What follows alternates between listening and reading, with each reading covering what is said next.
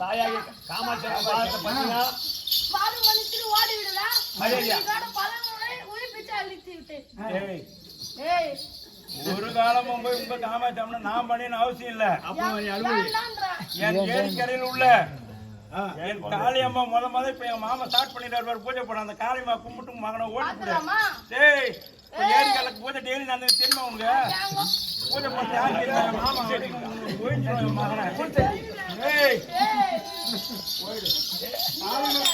காளியம்மா முட்டி போட்டு புறகையே முட்டி போட்டு கும்பிட்டு ஓடி நம்ம கால ஓடி மகன் தான்